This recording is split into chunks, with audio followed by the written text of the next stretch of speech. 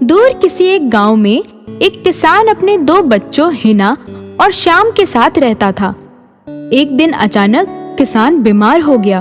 तब उसने अपने दोनों बच्चों को अपने पास बुलाया और बोला, बच्चों, हमने अपनी जिंदगी में सिर्फ 4 चीजें ही कमाई हैं और तो मेरे पास कुछ भी नहीं है जो तुम्हें दे सकूं। उन 4 चीजों में एक गुलाब का गमला, एक अंगूठी, एक आटे की चक्की और ये घर, जिसमें से हिना मैं गुलाब का गमला और अंगूठी तुम्हें दूंगा, बाकी सब श्याम तुम रख लेना। किसान ने अपनी आखिरी सांस ली। श्याम ने हिना को गुलाबों का गमला और अंगूठी दे दी और बाकी सब अपने पास रख लिया। हिना गमला और अंगूठी लेकर अपने कमरे में चली जाती है। गमले को टेबल पर रखकर उससे अपनी मन की बातें करने लगती है। आज से मैं और तुम दोनों दोस्त हैं। अब हमारा तुम्हारे सिवा कोई नहीं है। बात करते करते अचानक उसका ध्यान गमले के सूखी मिट्टी पर जाता है और वो कहती है, तुम तो बहुत सूख गए हो। लगता है बहुत दिनों से तुम्हें किसी ने पानी तक नहीं दिया। रुको, मैं अभी पानी लेकर आती हूँ। वो बाहर तालाब पर पानी लेने के लिए जाती है। जब वहाँ पानी भर रही होती है तो वो अचानक सामने देखती है कि एक बहुत सुंदर बगीचा है।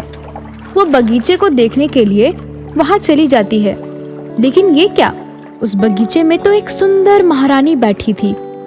वो पेड़ के पीछे से उस महारानी को देख रही थी।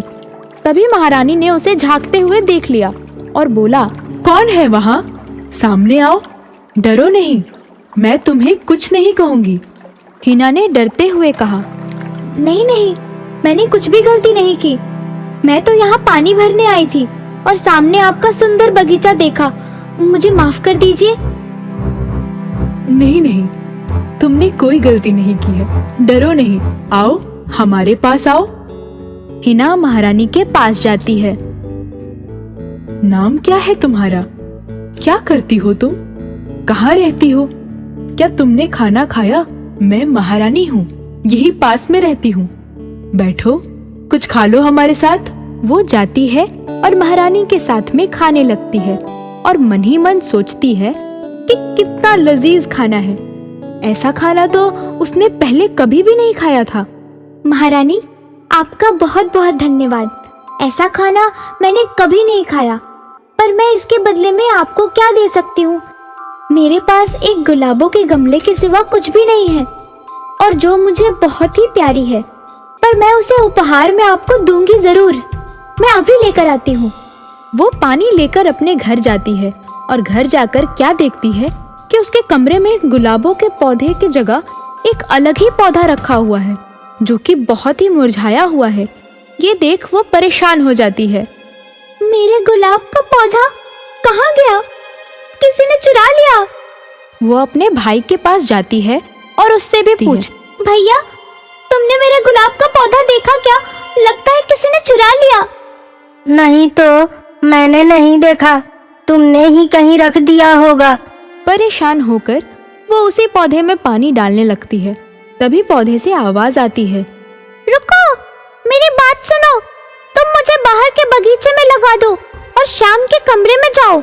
वहाँ चौकी के नीचे तुम्हें वही गुलाबों का पौधा मिलेगा जिसको तुम्हारे भाई शाम ने चुरा कर वहाँ रख दिया है और उसकी जगह उसने मुझे यहाँ रख दिया है। वो बहुत खुश हो जाती है और वो खुशी खुशी इस पौधे को लेकर बगीचे में लगा देती है। उसके बाद वो शाम के कमरे में जाती है और चौकी के नीचे झांकती है तो उसे अपना प्यारा गुलाब का पौधा दिखाई देता है। वो उसे वहां से निकालती है और अपने कमरे में लेकर जाती है। उसे पानी डालते हुए कहती है, मैंने तुम्हारे लिए एक बहुत अच्छी जगह ढूंढ ली है। तुम बहुत ही खुश रहोगे। वहाँ बहुत बड़ा घर है, महलों की रानी, बड़ा बगीचा, और तुम्हें रोज देखने आऊंगी मैं वहाँ। यहाँ क्या है? यहाँ तो छोटा सा घर है और मैं तुम्हें खुश भी नहीं रख सकती, इसलिए मैं तुम्हें उस महारानी को दे देती हूँ। वो गुलाबों का गमला लेकर महारानी के पास जाती है और महारानी से कहती है, महारानी जी, मैं आपके लिए गुलाबों का पौधा लेकर आई हूँ। ये बहुत ही खूबसूरत है। ये मेरी जान से भी ज्यादा मुझे प्यारा है। इसे मैं आपको भेंट करती हूँ। महारानी को गुलाब का पौधा देखकर कुछ बीती बातें याद आ जाती हैं। महारानी मन ही मन कहती है, अरे ये तो वही गुलाब का पौधा है जो मैंने बहुत साल पहले उस किसान को दिया था, जब उस जादूगर ने मेरे बेटे को अपने जादू से गुलाब का पौधा बना दिया था। महारानी को उस जादूगर की कही बात याद आ जाती है। 15 साल बाद जब तुम इस गुलाब के पौधे को हाथ लगाओगी, तब ये एक सुंदर राजकुमार के रूप में बदल जाएगा। महारानी अचानक गुलाब के पौधे को हिना के हाथ से लेती है, तभी गुलाब का पौधा एक सुंदर राजकुमार के रूप में बदल जाता है। ये देख महारानी और हिना बहुत खुश हो जाते हैं। महारानी हिना से कहती है, हिना, मैं तो ये भूल ही गई थी कि इस बात को 15 साल हो चुके हैं। बहुत बहुत धन्यवाद तुमको, जो तुमने मेरे राजकुमार को वापस मेरे पास पहुंचा दिया। हिना जैसे ही घर जाने लगती है, राजकुमार पीछे से आवाज देता है, रुको हिना, तुम कहाँ जा रही हो? तुमने तो मेरी बहुत अच्छी देखभाल की है। तुम मेरी सबसे अच्छी दोस्त हो। मैं तुमसे शादी करना चाहता हूँ। राजकुमार की ये बात सुनकर हिना बहुत खुश हो जाती है और खुशी खुशी दोनों की शादी हो जाती है। जादुई परी और राजकुमार। परी लोक की सुंदर दुनिया में बहुत ही सुंदर सुंदर परियां रहती थी। उनके बीच चंद्रकला नाम की एक परी थी जो बहुत ही सुंदर थी, पर उसका रंग काला था। कुछ परियां उसके काले रंग के कारण उसके साथ खेलने या कहीं बाहर आना जाना पसंद नहीं करती थी। चंद्रकला की सिर्फ एक ही सच्ची सहेली थी, जिसका नाम चांदनी था। एक दिन चंद्रकला बहुत उदास होकर बगीचे में बैठी थी। तभी वहाँ उसकी सहेली चांदनी आती है। चांदनी कहती है, चंद्रकला, क्या हुआ? तुम इतनी उदास क्यों हो? चलो कहीं घूमकर आते हैं। मन तो मेरा भी बहुत कर रहा है कहीं घूम के आने का, पर इसके लिए हमें रानी माँ से पूछना पड़ेगा। क्या वो हमें जाने देंगी? चलो हम दोनों साथ साथ चल के रानी माँ से पूछते हैं। चंद्रकला और चांदनी दोनों रानी माँ के पास जाती हैं और उनसे पृथ्वी लोक घूमने जाने की आज्ञा मांगती है। रानी माँ खुशी खुशी उन दोनों को घूम के आने की अनुमति देती है।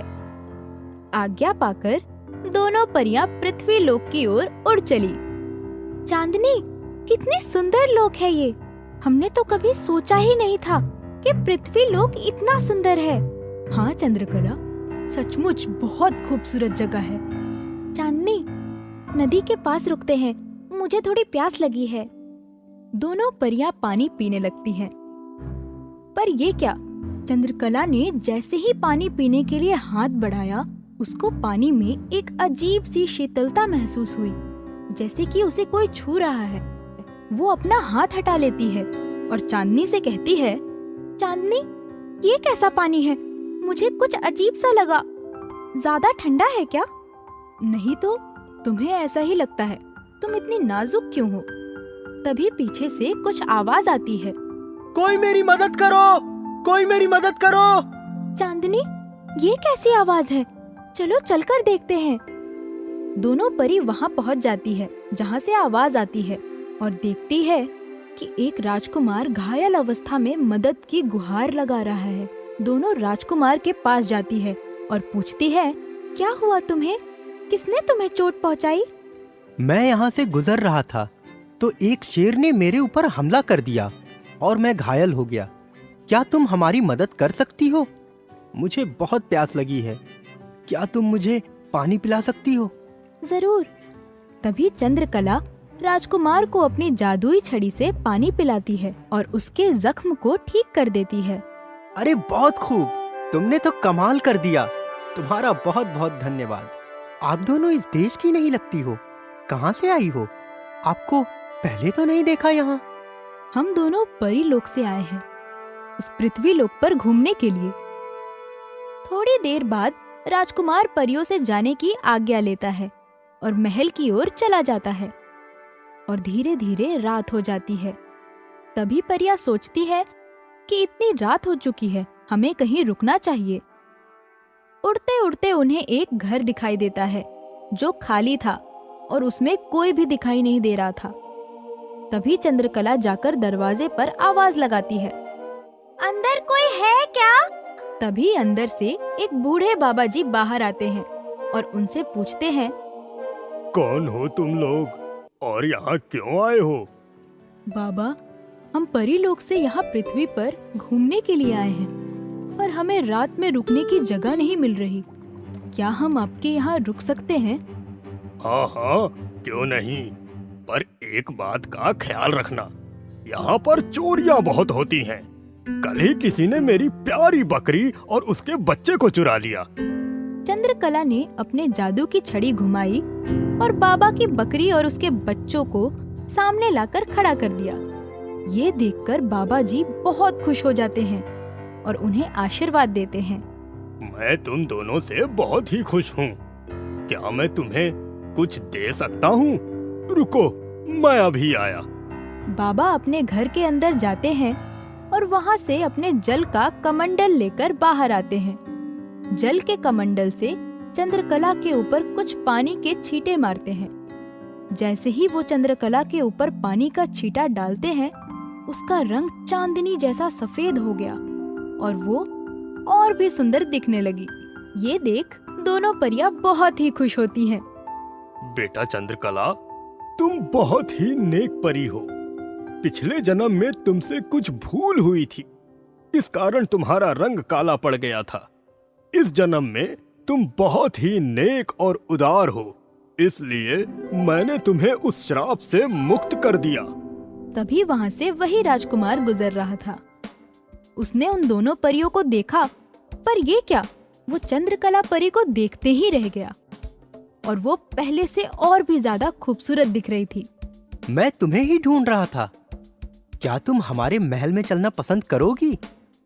क्यों नहीं, जरूर, हमें भी तो महल देखना है। और दोनों परियां राजकुमार की गाड़ी में बैठ जाती हैं और महल की ओर चलती हैं। महल पहुंचकर राजकुमार ने अपने माता पिता को चंद्रकला से मिलाया और उनके सामने ही चंद्रकला से विवाह का प्रस्ताव रखा। चंद्रकला बहुत खुश थी और उसने भी हाँ कर दी। इस तरह राजकुमार और राजकुमारी की शादी हो जाती है। इस अवसर पर देश की बहुत सारी परियां भी उसमें शामिल होती हैं और चंद्रकला खुशी खुशी राजकुमार के साथ पृथ्वी लोक पे रहने लगती है। एक समय की बात है, दूर किसी गांव में एक मछुआरा अपनी दो बेटी सीता और गीता के साथ रहा करता था।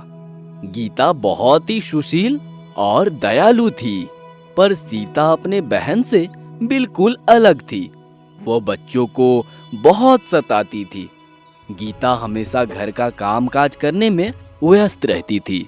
सीता ने कभी भी अपनी बहन की मदद नहीं की और अपने पिता की कोई बात नहीं मानती थी।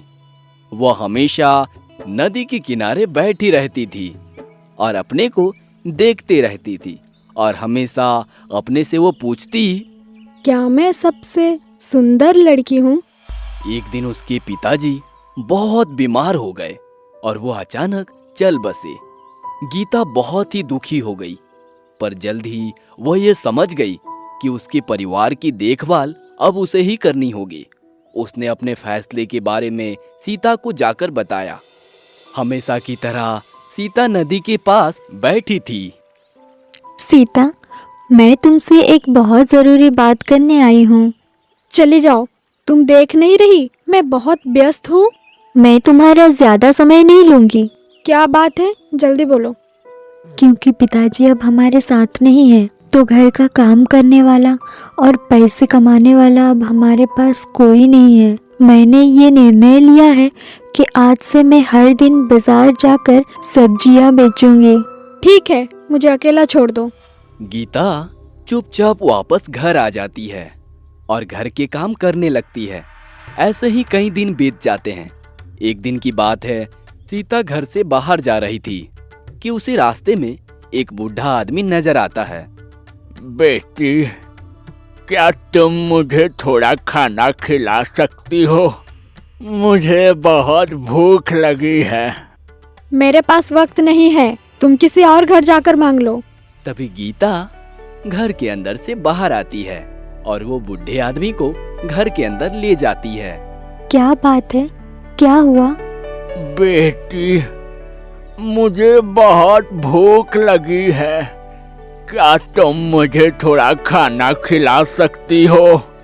हाँ हाँ, क्यों नहीं, मैं अभी लाई। गीता बूढ़े आदमी के लिए खाना लाती है और वो खुशी खुशी खाना खाने लगता है और फिर वो बूढ़ा आदमी वहां से चला जाता है। एक दिन की बात है, गीता बीमार पड़ जाती है और वो सीता से कहती है, सीता, क्या तुम मेरे लिए दवा ला सकती हो? नहीं, मैं कहीं नहीं जाऊंगी। मैं तुम्हारे ऐसे किसी काम के लिए नहीं हूँ। मैं तो राजकुमारी बनूंगी। मुझे तो बस मेरे राजकुमार का इंतजार है। सीता घर के बाहर चली जाती है। तभी उसे रास्ते में वही बूढ़ा आदमी मिल जाता है और वो सीता से कहता है, सीता, क्या मैं अंदर जाकर गीता को ये दवाई दे सकता हूँ? बूढ़े आदमी की ये बात सुनकर सीता के मन में यह विचार आता है कि क्यों ना ये दवाई मैं ले लूं और गीता को दूं ही नहीं और गीता को थोड़े दिन और बीमार रहने दूं। सीता बूढ़े आदमी से कहती है, लाओ, ये दवाई मुझे दे दो, मैं गीता को दे दूंगी। और ये कहते हुए उस बूढ़े आदमी से दवाई ले लेती है और चुपचाप जाकर अपने तकिए के नीचे रख देती है और सो जाती है। वहीं गीता की तबीयत और ज्यादा खराब हो जाती है, पर सीता को इसकी कोई परवाह नहीं होती है। दूसरे दिन सुबह अचानक से वो बूढ़ा आदमी घर के अंदर आ जाता है। वह देखता है कि गीता की हालत बहुत ज्यादा खराब है और वो सीता से पूछता है, सीता, क्या तुमने गीता को वो दवाई नहीं दी जो मैंने तुम्हें दी थी? सीता कुछ नहीं बोलती है और बूढ़ा आदमी गीता के पास जाता है और उसके सर पर हाथ सहलाने लगता है। और ये क्या, अचानक से वो बूढ़ा आदमी एक सुंदर राजकुमार के रूप में बदल जाता है। सीता यह देख बहुत खुश हो जाती है कि उसका राजकुमार सच में आ गया। बहुत सालों पहले की बात है, मैं भी एक घमंडी राजकुमार था। तब मेरे बुरे व्यवहार की वजह से मुझे एक साधु ने श्राप दिया था और कहा था कि किसी नेक लड़की के छूने से तुम वापस राजकुमार बन जाओगे। गीता, मैं आ गया हूँ, अब तुम्हें चिंता करने की कोई जरूरत नहीं है। सीता बहुत खुश हो जाती है। अब तो राजकुमार आ गया है, लेकिन राजकुमार गीता का हाथ पकड़कर उसे कहता है, मैं तुम्हें अभी ठीक कर दूंगा। ये कहकर राजकुमार अपनी जादुई ताकत से गीता को ठीक कर देता है और गीता उठकर बैठ जाती है। गीता, तुम एक बहुत ही उदार और नेक लड़की हो। क्या तुम मुझसे शादी करोगी? हाँ मेरे राजकुमार, पर सीता का क्या होगा? सीता सोचती थी कि राजकुमार उसके लिए आया है, पर वो यह सब देखकर निराश हो जाती है। सीता, तुम में कोई ऐसी गुण नहीं है जिससे मैं तुम्हें पसंद करूं। पहली बार जब मैं तुमसे खाना मांगा था तब भी तुमने नहीं दिया था, और अब जब तुम्हारी बहन बीमार थी तुमने उसे दवाई भी नहीं दी। मुझे ऐसी लड़की चाहिए थी जो उदार और दयालु हो, और वो सारे गुण गीता में है। इसलिए मैं गीता को अपने साथ ले जा रहा हूँ। राजकुमार गीता को अपने साथ महल ले जाता है और बड़े ही शान से उनकी शादी होती है। गीता बहुत ही खुश हो जाती है, लेकिन रानी बनने के बाद वह अपनी बहन के लिए हमेशा कुछ ना कुछ तोहफे और सामान भेजा करती थी। गीता, तुमको सीता की कितनी चिंता है? हाँ, मुझे भरोसा है कि वो एक दिन जरूर बदल जाएगी।